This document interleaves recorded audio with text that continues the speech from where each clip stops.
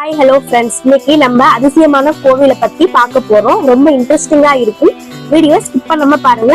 Video like பண்ணுங்க, subscribe பண்ணாங்க பண்ணுங்க. வாங்க வீடியோக்குள்ள போகலாம். கரெக்டா எங்களுக்குன்னு பாத்தீங்கன்னா திருப்பத்தூர்ல இருக்கு. திருச்சி சத்திர பஸ் ஸ்டாண்ட்ல இருந்து 27 கிலோமீட்டர்ல அமைஞ்சிருக்கு. தமிழ்நாட்டிலே இந்த ஒரு ஊரை தவிர வேற எந்த ஊர்லயும் பிரம்மாவுக்கு தனி கோயில் இல்லை. இந்த கோயில் டைமிங் பாத்தீங்கன்னா காலை 7 மணி விட்டு மதியம் 12 மணி வரை, மாலை 4 மணி விட்டு இரவு 8 மணி வரை இருக்கு. இந்த கோவில் வந்து வியாழக்கிழமை தான் ரொம்ப ஸ்பெஷல். இந்த கோயில்ல வந்து பஸ் வசதி இருக்கு, ஆட்டோ வசதி இருக்கு, 4 வீலர் 2 வீலர் வந்து பார்க்கிங் இருக்கு. இந்த கோயில் வந்து பக்தர்கள் கூட்டம் அதிகமாகவே இருக்கு. இந்த பிரம்மா கோயில்ல ஜாதகத்தை வச்சா உங்க தலையெழுத்தே மாத்திரும். அதாவது திருமண தடை, கணவன் மனைவி பிரிந்து இவங்க வந்து சேருவாங்க, தொழில், வியாபாரம், குழந்தை பாக்கியம். உங்க ஜாதகத்துல இப்படி பிரச்சனை இருந்தா இந்த கோயில வந்து பிரம்மாட்ட வச்சு எடுத்தீங்கன்னா ஜாதகத்தை கட்டாயிரும். ஜாதகத்தை வச்சு எடுத்தீங்கன்னா நிறைய நன்மைகள் கிடைக்கும். ஆண்டுதோறும் குரு பயிற்சி விழா அப்பவும் வாரத்துல வந்து வியாழக்கிழமை வந்து சன்னதியில வந்து சிறப்பு வழிபாடு வந்து நடைபெறும். வியாழக்கிழமை வந்து பிரம்மாக்கு மஞ்சள் பாக்கு அலங்காரத்துல காட்சியளிப்பார். பிரம்மா கோயில் மட்டும் இல்ல, சிவாலயம், பெருமாள் ஆலயம், அய்யனார் ஆலயம், இப்படி அந்த திருப்பத்தூர்லயே வந்து பிரம்மா கோயில் பக்கத்திலே இருக்கு. அடுத்து நம்ம பார்க்க போறது காசி விஸ்வநாதர் கோவில். பிரம்மா கோயிலுக்கு பக்கத்திலே 1 கிலோமீட்டர்ல வந்து அமைஞ்சிருக்கு. காசிக்கு போக முடியாதவங்க வந்து இந்த கோயில் வந்து வழிபடுறாங்க நிறைய பக்தர்கள்.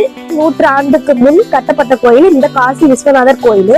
புனித குளம் கொண்ட இந்த கோயில வந்து சோழரால் கட்டப்பட்டது. தியாகபாதர் முனிவரின் புலிக்கல் சித்தர் ஜீவசமாதி இந்த கோயில்ல இருக்கு.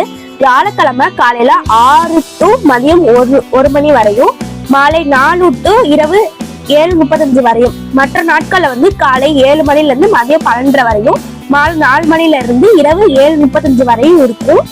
இந்த காசி விஸ்வநாதர் கோயிலுக்கு திருமண தடைக்கு சரி செய்ய அதிக பக்தர்கள் வந்து வராங்க.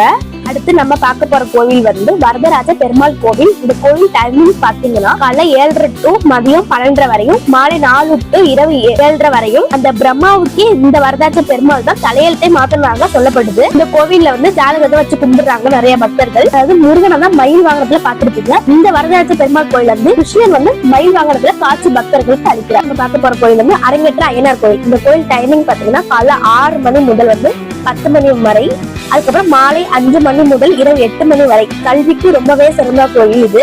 எல்லா ஊர்லயுமே அய்யனார் வந்து காவல் தெய்வம் தான் பார்த்திருப்பீங்க.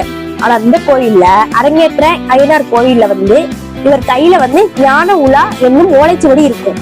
இந்த ஆலயத்தில் வரும் பக்தர்கள் அவங்க வேண்டுதல் வந்து 90 நாள்ல வந்து நிறைவேறுதான். அந்த அதிசயத்தை காணலாமா. இந்த வேண்டுதல் வந்து நிறைவேற்ற பிறகு பக்தர்கள் அய்யனார் வாகனமான யானைக்கு சிவர் தேங்காய் வந்து உடைக்கிறாங்க. உடைச்சு முடிச்சுட்டு ஜன்னல் வழியாக வந்து அய்யனாரை தரிசிக்க வேண்டும் என்பது இந்த கோயிலோட ஐதீகம். எல்லா கோயிலுமே வந்து உள்ளுக்கு போன் அலௌட் கிடையாது. எங்களால முடிஞ்ச அளவு கவர் பண்ணியாச்சு.